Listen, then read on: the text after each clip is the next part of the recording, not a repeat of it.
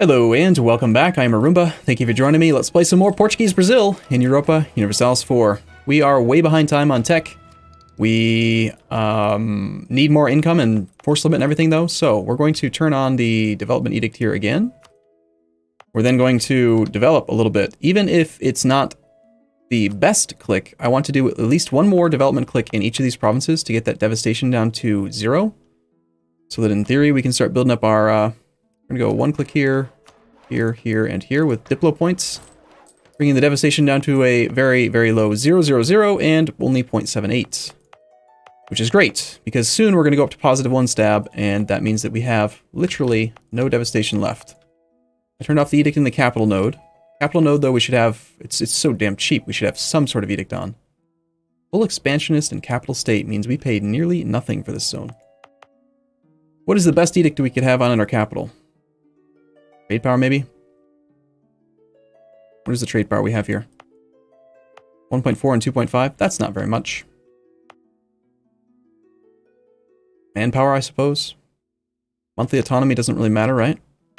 No, everything's down to, like, the bare minimum already. How about, defensiveness? Just as a defense? Yeah, no. I guess I'll do manpower. No. We'll do trade. No estuary, but better to have an edict than no edict, I think. What would you guys say?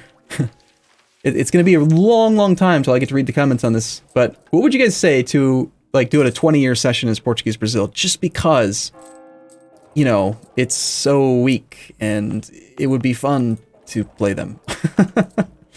No, I can't do that. I can't do that. I can't change the rules of the game, can I? That would not be allowed. Level 1 merchants cost a ducat and a half now. We could be colonizing. We do make a ducat and a half, 1.8 ducats.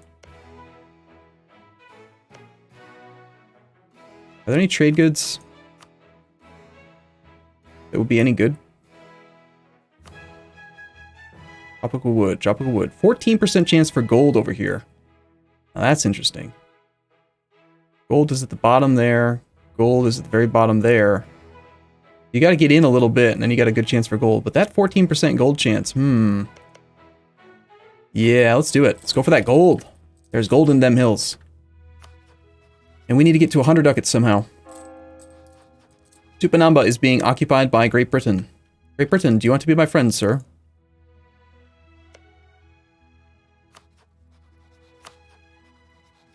I don't want you to win your war quickly, because I'm kind of hoping that we can be friends. You don't like my army strength, you don't like my navy strength, and you are neutral toward me. I like how we're technically at war, but it doesn't really feel like we're at war because no one's coming here. That would be 26 transports.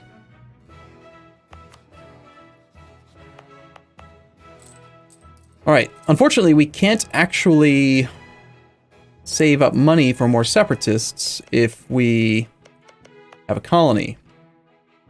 But the colony is, like, guaranteed new development over time. We're 1 out of 2 toward becoming the Emperor of China. That's nice. Is there anything else I can do to get my income up? Turn back, and the edict backed off again.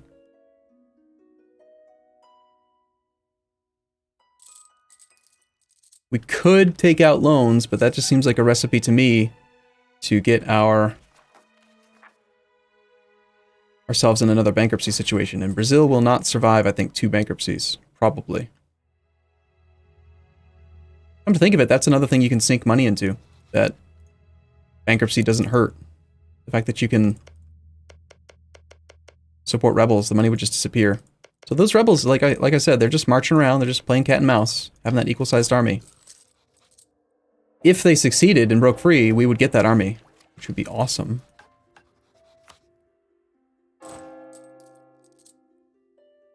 Raise war taxes.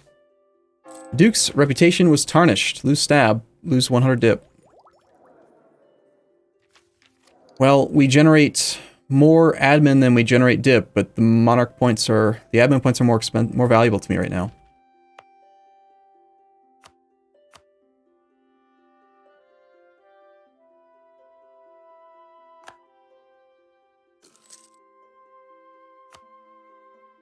Portugal has 37 enthusiasm. Length of war, down to 34. He's still got the -7 revolts. Relative strength of the alliance, -4. And the ticking war score is already on its way up. It's at 5.6. I kicked out of Tupinamba already. It's unfortunate. I would have liked to see the cost to support our rebels there. It'd probably be even more. What does determine the base cost to support rebels again? I forget. You will support the rebels with this amount of money. This is a one-time cost that is calculated from the revolt size and recruitment cost in every province they may revolt in. Note that the actual revolt size may be different if the situation in the target country changes. Total infantry build cost. So it'd just be a pure infantry stack? Is that right? Total cavalry build cost 0. Artillery build cost 0. But then a little bit lower down it says infantry fraction 60, cavalry fraction 30. So which is it? Is it pure infantry or is it a 60-30-10 split? Like, what the hell? A 15 stack would be incredibly hard for him to deal with. He only has the 8 stack. So yeah, that rebellion would be amazing if we could do it. 3 loans. Just 3. And I could have it. I could have it. Better stab up one more. Should we do it? Maybe we should just do it. No, we got caught and now we don't have enough. God damn stupid mechanic. Being caught is bullshit. We have espionage. For crying out loud, we have espionage ideas. They're only defended at 104%. We have 150% efficiency. Are you kidding me? Risk of discovery is still 2%. Of course it is. Of course it is. Blah. Stupid. Well, there goes a lot of time. 2 years away. Well, actually more like a year away from our truce with him. Are those rebels still sieging things? They should not be dead yet, I hope. They appear to be dead. If they weren't dead, they would have to be sieging a province. Does that mean that he lost some troops to fight it? Puya is up to 11 troops now. So he must have trained up a couple more and then actually fought it and beat it. Tupinamba is, of course, losing their war. Just in case, I want to make sure Great Britain knows I am friendly. I am friendly. I like you. Is that war still going with Morocco? It is. 87 war score. So Portugal will probably pay attention a little bit more to us soon. In theory. Next up, we probably should start trying to buy down inflation. Counter-Reformation will be removed from Brazil. Okay. France has declared war upon Savoy. Well, Savoy does still have some land here. When did that get there? That wasn't there when I looked at it last, was it? No wonder he declared on him. I'm glad we're not allies. Oh, there's all kinds of craziness going on right now. Alright. Devastation is gone. Prosperity is on the rise.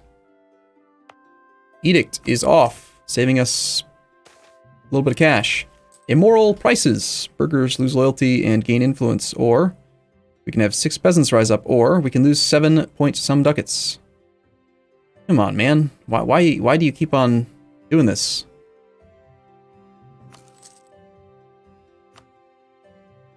Well, they are loyal right now. We could do development.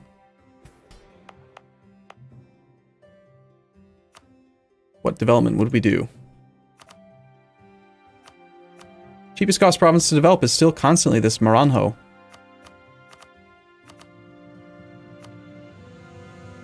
Marajo and Maranhão? Wait. Maranhão. Maranhão, our capital. I suppose we could turn on that edict for now and see if maybe there's a click that makes sense. In our capital, I would like to do more administrative development. I just need money. The fish are awful here. I'm tempted to revoke their province. Okay, so they're building up over time. I gave them more land than they needed. But I think that they do still believe that they need both these provinces. They're both worth exactly 15 right now. And it does say that they'd be at 10% and they expect 10%. So I guess we should be able to revoke this. 2 ducats and 3 ducats. Alright, there's 1 disaster averted.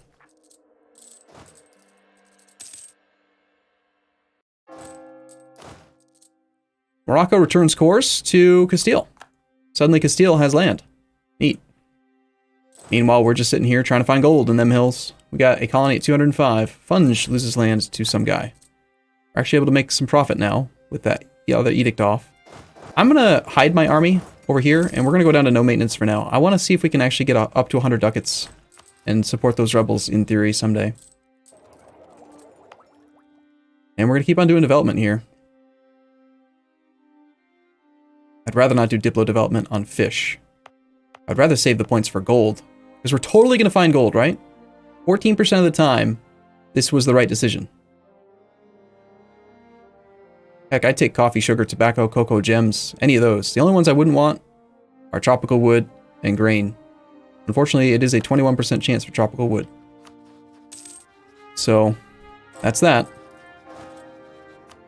Okay, so you're only at war with me now, right, Portugal? That's your only deal? You're losing. You have 9 transports total. 5 of them are yours. 4 of them are Cuba's. He should probably come land over here. Did I just see a war against Powhatan? I think so. Tupinamba is at peace with Great Britain. I must have missed the peace deal. What happened with that? So Tupinamba is actually colonizing directly adjacent to us. And he has no allies. And he is Portuguese, just like us. We could steal his colonies if we seized him at the exact right moment. What was your peace deal? You're at war with no one, so why did you declare the war if you're not going to win? Could we beat Tupinamba? Another one of my former countries. Tupinamba. Tupinamba? Tupinamba. Tupinamba has 9k troops. He's on tech 18 to our 16. We have 8k troops. That tech disparity is not that penalizing because I don't think we're looking at... Wait, isn't it tech 19 that gives more? It is. A little bit more tactics. But the tactics gains that you get these days are not nearly as important as the early game tactics.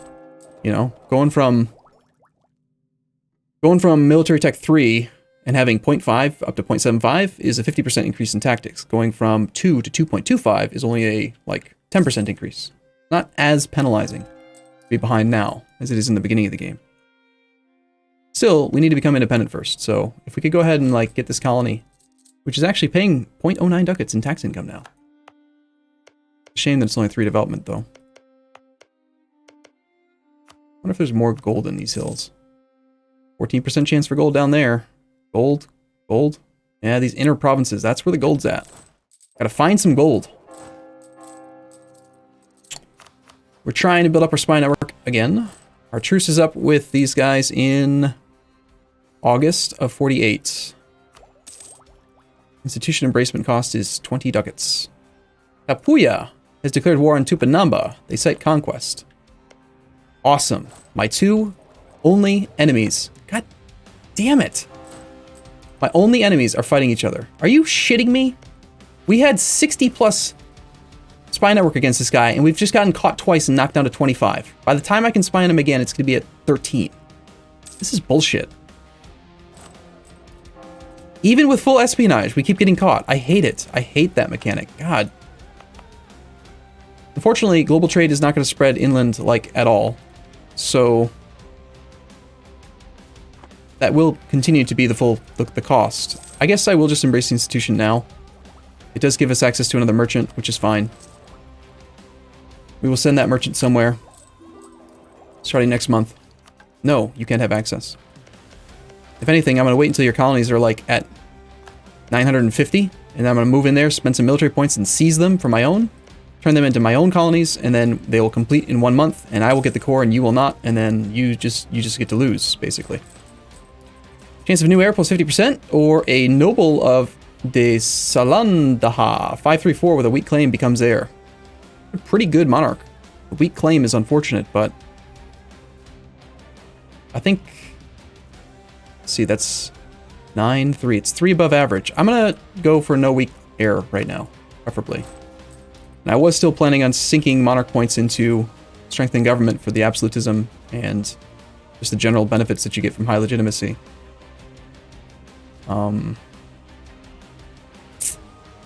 Should we, though? Or should we just try to save up for more ideas at this point? Okay, new merchant can go where? Nowhere. We can't reach any other colonies. Cool. Or any other locations. And we are in a beginning, like, starting node, which is rather unfortunate. So in situations like this, then, what I would be looking to do is find a guy who has only, like, one province in a trade node that I can't reach. So, like, Kanemborno, if we asked him for fleet basing rights, if we could find somebody who would give us fleet basing rights, that gives you trade range, and you can actually send the merchant. It's probably not really worth the effort right now. Besides, when we take over more provinces from these guys, because we're clearly going to win, then it will extend our trade range then too. So in 8 years, I've basically done nothing but declare bankruptcy and embrace an institution and hopefully find gold. This is why I feel like I should play longer with this country. Would you be terribly upset with me if I made the executive decision to give it 10 more years? Because 8 years of it, 5 of it was bankruptcy, 3 of it was truce. It just seems fair, right? Tupanamba. It's got a 4-1-5-1 2-star general heading up into Timon.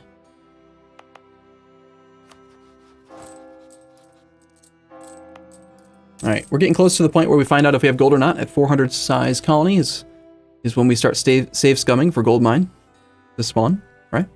That's how it works, right? We're still at war with Portugal. His enthusiasm is at 26 now. He still has that revolt. We could train more troops, get up a little bit more men, get that relative strength of the alliance in our favor. Cuba.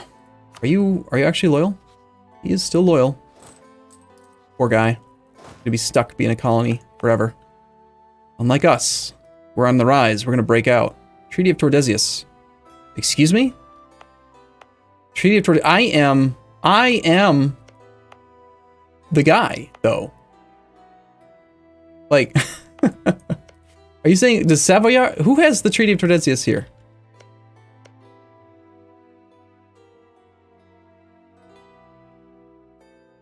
How do I see it if it's not me? Entire colonial Brazil is granted to Portugal. Yeah, okay, so I guess because I'm at war with the guy... But it's not just Portugal, it's Portugal, Brazil. It's me. Treaty of Tordesillas is my ass. This is my land.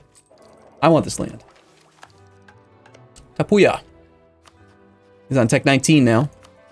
Tech 18. So he's got 3 techs on me. He is clearly winning this war. 28 war score so far. We know most of his army is going to be down south. Unfortunately, I would have to occupy a fort to actually be able to return a province to us. So it would be a little bit tricky, but we could just blitz this whole area up north.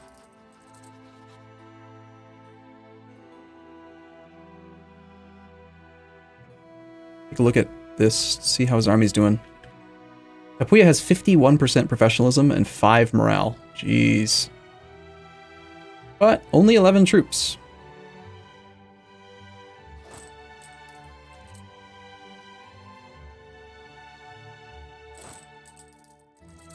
We might not be able to declare that war in the next year and a half. Gain population in Pontal or have them go to Parangua. Parangua? Over here? We couldn't even colonize that one right now if I wanted to. No, you're going to go to the one that I want you to go to. And next month we're going to find out that we have gold. No! Come on! Are you kidding? The worst one! 4% chance. It was the same as this one. We got grain? Ugh. We could have had gems, cocoa, tobacco, sugar, coffee, gold! Hell, I would have taken the damn tropical wood over grain. Ugh. What bad luck. Now we have to play another 10 years. I'm gonna keep on trying to convince you guys over the next episode. Our truces are up. Alright, so clearly if we were to declare, it'd be on Tupanamba because he's getting beat by Tapuya. We are the player though, so he'd probably focus on us. And his colonies are not quite complete yet, so it's not really time to declare. We want to declare when he's close to having them complete, so we don't actually have to demand them. Gain humiliate rival. We also would like to probably be independent before we declare. So That's a thing. Tupinamba's capital is actually occupied. I can't see his enthusiasm, but I have to imagine that that war is not going to last too much longer. So this is maybe a situation where we should just declare early.